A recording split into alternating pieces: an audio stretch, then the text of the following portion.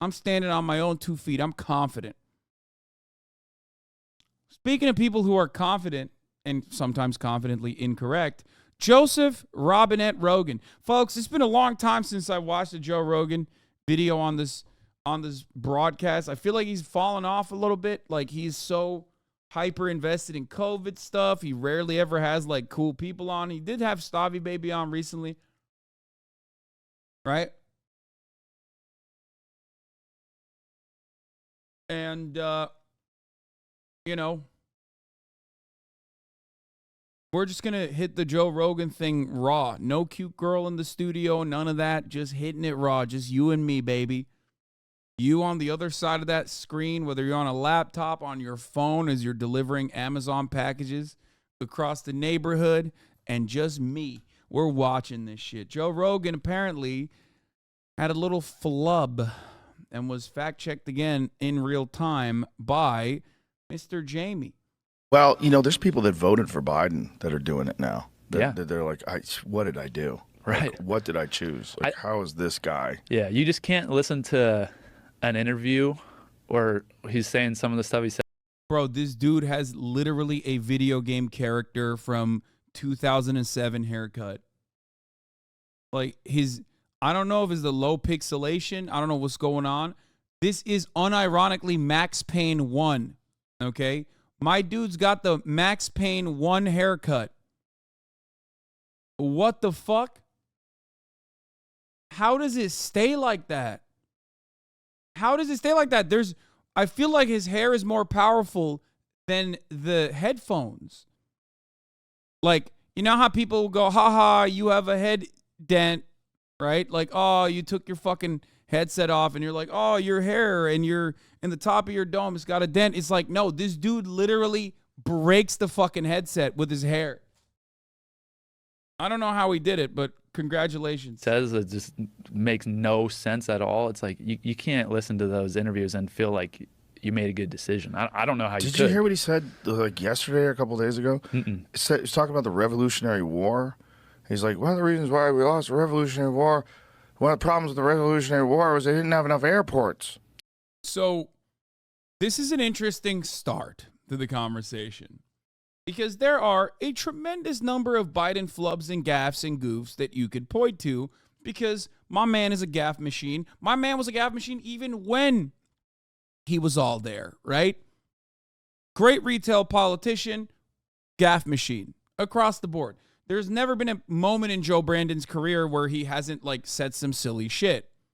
And also a serial liar and plagiarizer, right? That's kind of his thing. That's always been his shtick. If you tracked Joe Biden's career, you would recognize that he's always popped off with like plagiarism and also embellishing his past in a way that is not dissimilar to George Santos in many ways. But recently, of course, he has,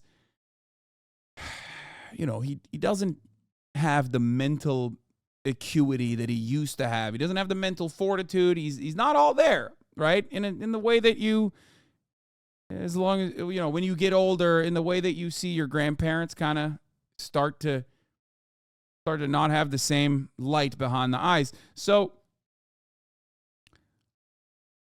there's plenty of moments that you can point to with respect to Mr. Robinette Brandon, except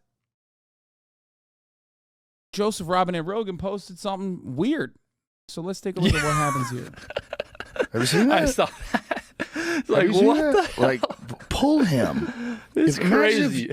If you had any other job and you were talking like that, yeah, they would go, hey, you're done. A few moments later. The same stable genius that said the biggest problem we had in the Revolutionary War is we didn't have enough airports. Whoa. Yeah, that's it. Whoa. Right, What? Just for the record. Is that fake? It's not fake, but he was referencing Trump saying that. Here's what Trump saying it in 2019. Oh. Donald Trump said something about that. He didn't say G. Okay, so here's one thing that I find to be a massive mistake for the Biden campaign. Talking about Trump's mental fortitude. Now, I know there's a lot of Democratic Party dick riders in the chat who will unconditionally support the Democratic Party no matter what. And they will say things like, you know, Joe Biden is actually all there. This is a moment where Joe Rogan fucked up. But I have a different perspective on this. But I do love Joe Rogan fucking up like this and having Jamie live fact check. Jesus, he said a stable genius, and that's where the transcription. Let me hear what it says. What did he say? In June of 1775, the Continental Congress created a unified army out of the revolutionary forces encamped around Boston and New York, and named after the great George Washington, Commander-in-Chief. The Continental Army suffered a bitter winter of Valley Forge, found glory across the waters of the Delaware, and seized victory from Cornwallis of Yorktown. Our army manned the airport. It ran the ramparts. It took over the airports. It did everything it had to do. Oh, okay. Yeah. What? Yo.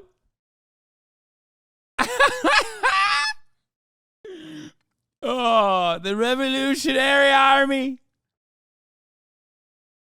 So he fucked up. Yeah, he did. But I feel like Took over that's the airport. you can tell too. It sounds like a little different. He's like, you could tell he like messed up his words, but yeah, he was just. Oh yeah. Okay. Oh, never mind. Okay, got it. I don't know. Took over the airport. Well, that's Oh, come on, guys. Come on. Come on. Come on. You can say Trump says some dumb shit too. What the fuck? That's crazy. That's the thing about media these days. It's like right. Oh, yeah. It's a much larger problem with media. Bitch, where are you at? You're at the Joe Rogan Experience. You are literally the media doing the wrong thing. Okay. So, what I was going to say about this piece is that there's a couple different things. First of all, you know what my perspective is, right? I do think that what do I always say? I say Donald Trump is delusional, but he's not demented, right? Whereas Joe Biden, on the other hand, comes across like he doesn't have the mental fortitude that he once had, but at least like the team holding it together demonstrates a level of stability. Now, that stability is still bad overall, like what you've seen during this saga of the Israeli ethnic cleansing of Gaza, right? That doesn't mean it's good policy, but it is actually stable. It is real stability. And it's not Brandon himself doing this stability, it's the people around him, right? So that's something to consider. Trump has always done stuff like this. He gets shit wrong all the time. But if you put Trump and Joe Biden side by side, toe to toe in a motherfucking jail cell where they're going for 30 minutes without any scripting, without any prompters, yeah, I think Trump is absolutely going to look like he is cognitively better than Joe Biden. Okay? What's really sad is that those are the two options in the United States of America in front of us. Okay? We have 800-year-old Joe Biden, who definitely is showing his age. And then you have like 799-year-old Donald Trump, who will be older than Joe Biden was when he ran for president and won, right? This time around, with definitely seemingly better mental acuity, however, is a fucking delusional, despotic psychopath who keeps getting worse and worse with his rhetoric this time around. The real argument is not 99% Hitler versus 100% Hitler. It's 99% demented versus 100% demented. Or both. Why not both? If you look at the stats, one is like 100% demented, one is 99% demented. If you look at the other stats, one is 100% Hitler, the other is 99% Hitler. It's great. It's great stuff overall. Wonderful that this is like the number one country. You know, we're the wealthiest nation on earth. We are the dominating force. We are the hegemonic superpower keeping this entire thing going certainly doesn't spell doom and gloom for the rest of the world and for ourselves. Regardless,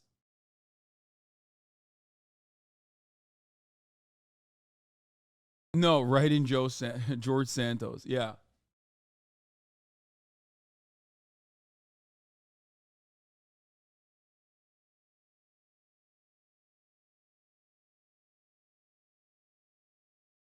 Joe Biden is too old to be an effective president. Yeah, this is the classic conundrum. At age 78, when he took office in 2021, Joe Biden was too old to be an effective president. Donald Trump will make an excellent president when he takes office at age 78 in 2025. Exactly. I mean, I just mentioned that, right? Like, it's a race to the bottom in the worst ways possible. Donald Trump will be the same age, I think older, as a matter of fact, than Joe Biden was by a little bit when he ran and became the president.